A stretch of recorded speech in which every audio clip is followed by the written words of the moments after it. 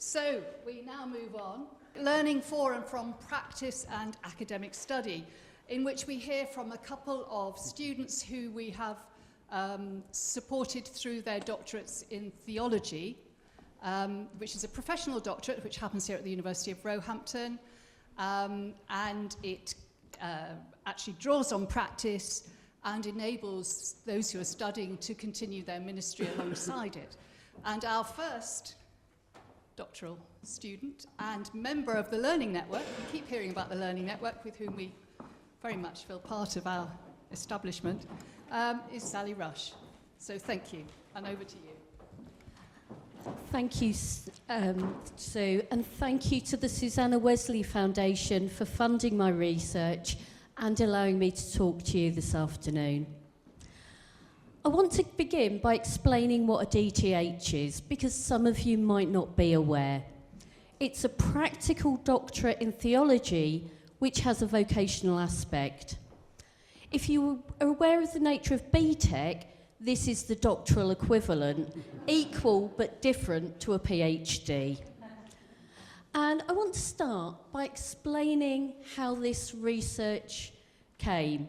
You'll see I've put the Learn sign on there, which some of you will recognise, because it's a sign for learning as part of a Methodist way of life. And Methodists are encouraged to be involved in either formal or informal learning as part of a balanced discipleship diet. So for me, my studies are part of my discipleship, not separate to it. And that's appropriate, because as all the books that look at what theological calling means, they say our first and primary calling is to be disciples. Now, when I started this research, which is due in December, and there's enough people in the room who know me and see me regularly, so please do make sure I'm giving it the priority I need. When I started it, I was a community worker with young adults at a church in central London. And for me, if you know about Simon Sinek, he says, what's your why? And my why is looking to come alongside others, empower them and give them voice. So when I started, this was a work of activism for me.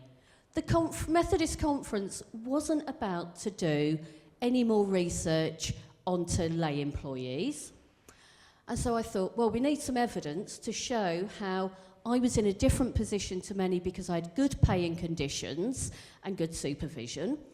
If you're going to say something needs changing, you need evidence to say it needs changing. So that's why I started this research. Now, 3 years on, I work for the Methodist Learning Network. I'm the equivalent of a Methodist civil servant. So I have to rephrase things. My research now, as part of the connectional team, is to help people be supported in their roles and help them to flourish. So I need to understand how lay employees fit into the range of vocations within the Methodist Church of Great Britain. Both different ways of saying I'm there to support people, empower people. If you look at the poster I have at the back, if you have the chance, which unpacks my research, it does include some comments and voices of Methodist lay employees, which this research is seeking to amplify. Within the Methodist Church, we have a structure. You have ordained paid professionals who work in a community of faith or another part of the church, but are in covenant and so not employed. Very important, there was a legal case that established that. So, you've got one group of people. Then you have lay employees. And lay employees are professionals who are paid in the church and have a range of different roles. Then you have lay people who work in church or in other areas, who volunteer in religious and community faith settings, might hold a recognised office which is recognised separate to their employment. Now, to put this in context, you'll notice my picture is under both lay employee and lay person who volunteers. I'm a Methodist local preacher. That's a volunteer role and an office, not to do with my paid employment. Under my paid employment, I am a lay employee. Now, if you look at the literature, it talks about the laity. And the laity tend to be, by that, they mean the people in the bottom section. The middle section tend to be erased from conversations. And part of the reason for that is when there's discussions around calling and vocation, often it's implicitly assumed that the clergy will be doing paid work in the church, the laity will be doing paid work outside of the church. Some writers, such as Marcus Throop, who was writing from an Anglican context, acknowledge the nature of lay employee roles, but say they're beyond the scope of their writing on calling, because in his case, they're not roles licensed by bishops. And in the Methodist Church context, they're not offices.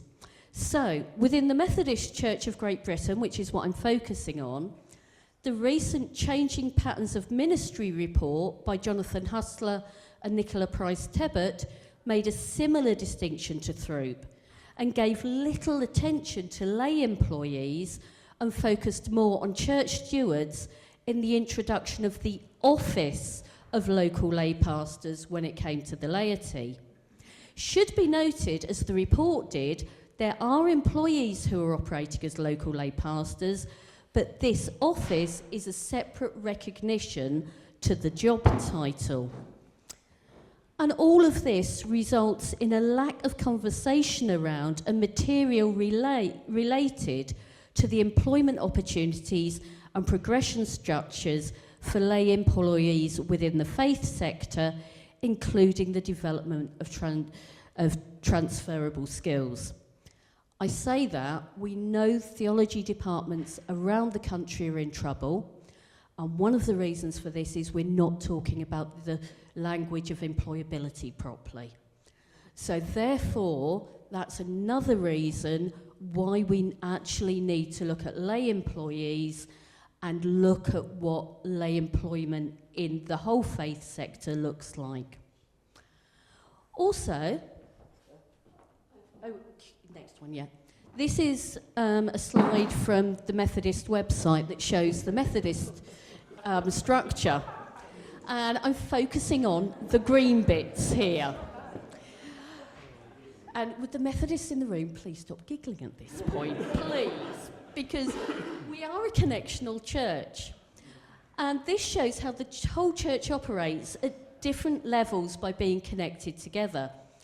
Because the Methodist Church operates at a national level through the connectional team, at broadly regional level through districts, an area level through the circuit, and at a local level through individual churches.